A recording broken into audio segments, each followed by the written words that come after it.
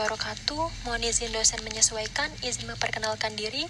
Nama Taruni Remaja Helviana Endarta, notar 1901168, program studi Diploma 4 Transportasi Darat, kelas TD 2.7. Mohon izin menyampaikan video ini saya persembahkan guna memenuhi tugas mata kuliah SIM Transdar yang diampu oleh Ibu Eli Jumaili, MTI. Pada video ini saya akan menjelaskan mengenai sistem informasi manajemen parkir. Adapun sistematika yang pertama, saya akan menjelaskan mengenai definisi sistem manajemen parkir. Yang kedua, tujuan manajemen parkir. Yang ketiga, komponen manajemen parkir. Yang keempat, proses bisnis pada manajemen parkir. Dan yang terakhir, kendali pada manajemen parkir. Langsung saja yang pertama, saya akan membahas apa sih definisi manajemen parkir. Jadi, sistem manajemen parkir adalah sistem yang menyediakan informasi mengenai perparkiran dengan fasilitas area parkir. Dalam manajemen sistem parkir, petugas akan merekam data kendaraan yang masuk atau keluar area parkir. Pengelolaan ini dilakukan secara komputerisasi melalui aplikasi database yang terintegrasi sebagai media penyimpanan data parkir. Database kendaraan ini akan menjadi laporan data riwayat parkir sehingga petugas dapat memberi laporan ke manajemen. Tujuan manajemen parkir yang pertama yaitu informasi parkir lebih akurat atau mengurangi kesalahan pada pendataan riwayat parkir. Yang kedua, memberikan kemudahan perusahaan untuk pengelolaan parkir kendaraan. Yang ketiga, meningkatkan keamanan kendaraan dan menghemat waktu dalam pendataan kendaraan. Dan yang terakhir, menghasilkan sistem informasi pengelolaan parkir. Selanjutnya, saya akan membahas komponen sistem informasi manajemen parkir. Yang pertama ada perangkat keras. Adapun perangkat keras ini berupa 1. Manless atau tiket dispenser yang bertugas untuk mengeluarkan tiket atau karcis. 2. Portal atau barrier gate yang biasa disebut palang pintu otomatis, berfungsi untuk menghalangi kendaraan lewat dengan menggunakan sistem kontrol. Pada manajemen parkir terdapat vehicle loop detector yang ditanam di bawah palang parkir sebagai deteksi logam, yang artinya apabila terdapat kendaraan di atas vehicle loop detector, maka palang parkir tidak akan menutup. 3. Pos parkir. Pos ini berada pada sisi pintu keluar di mana petugas parkir berada di dalamnya. 4. Komputer serta perlengkapan lainnya. Dan yang terakhir, CCTV. Ini berfungsi untuk men-capture foto kendaraan serta plat nomor kendaraan pada sisi masuk parkir.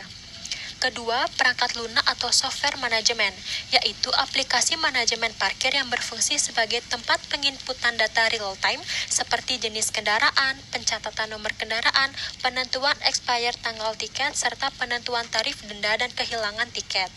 Yang ketiga, petugas parkir. Petugas berada pada pos parkir di sisi pintu keluar yang bertugas untuk membantu penginputan data serta memeriksa riwayat parkir guna melakukan transaksi pembayaran. Yang keempat, ada prosedur. Prosedur ini diawali dari pengendara masuk area parkir, lalu data tersimpan pada database hingga pengendara keluar dan melakukan transaksi pembayaran. Selanjutnya akan saya bahas pada proses bisnis. Yang kelima ada jaringan komputer, berfungsi untuk mentransfer data dari satu komputer ke komputer lainnya, dapat menggunakan LAN. Lalu yang keenam, ada basis data, berfungsi untuk menyimpan seluruh data atau informasi yang tersusun pada komputer secara sistematik dan dapat diperiksa ataupun diolah dengan menggunakan program komputer. Selanjutnya saya akan membahas proses bisnis manajemen parkir masuk. Yang pertama, pengendara akan memasuki area parkir. Namun sebelum itu, pengendara harus melewati portal pintu otomatis dan manless atau tiket dispenser. Di sini pengendara wajib menekan tombol entry berwarna hijau. Kedua, saat pengendara menekan tombol entry, saat itu pula CCTV dengan sensor visual akan men-capture foto kendaraan beserta plat nomor kendaraan. Kemudian, sensor visual akan menyimpan hasil foto dan mencatat pukul berapa pengendara tersebut masuk untuk mengetahui berapa lama pengendara tersebut berada di area parkir. Ketiga, data tersebut akan terinput secara otomatis menuju database sebagai tempat penyimpanan data. Di sini database parkir akan dikelola oleh pusat data parkir yang kemudian akan dilanjutkan kepada petugas parkir guna menyusun laporan manajemen parkir. Sejalan dengan terinputnya data menuju database, tiket parkir pengendara akan dicetak dan diambil oleh pengendara. Lalu yang terakhir, portal pun terbuka secara otomatis dan pengendara dapat menuju area parkir. Selanjutnya saya akan menjelaskan mengenai proses bisnis manajemen parkir pada pintu keluar. Yang pertama, pengendara keluar dari area parkir lalu menuju pintu keluar. Pengendara menyerahkan tiket masuk yang sudah terdapat PIN code kepada petugas untuk kemudian di-scan oleh petugas yang berada di dalam pos parkir tersebut. Lalu petugas memeriksa riwayat parkir, tarif parkir, serta menginput data keluar ke dalam data masuk. Apabila data yang masuk dan keluar sesuai, maka program akan mengkalkulasi tarif parkir yang harus dibayar oleh pengendara. Penginputan data keluar ke dalam database masuk juga berguna untuk diserahkan sebagai laporan manajemen parkir. Setelah besaran tarif diketahui, maka pengendara wajib membayar tarif parkir yang sudah ditentukan tersebut. Dan yang terakhir, portal pun terbuka dan pengendara dapat keluar dari area parkir. Selanjutnya saya akan membahas mengenai kendali manajemen parkir. Yang pertama, yaitu apabila terjadi pemadaman listrik, maka pengendaliannya dapat menggunakan UPS. Apa sih UPS itu?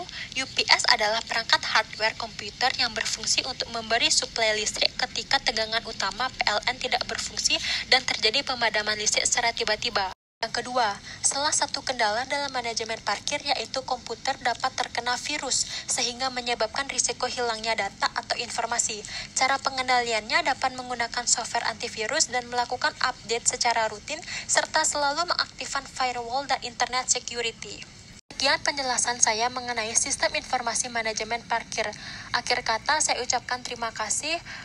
Mohon maaf bila ada kesalahan kata. Saya tutup dengan wassalamualaikum warahmatullahi wabarakatuh.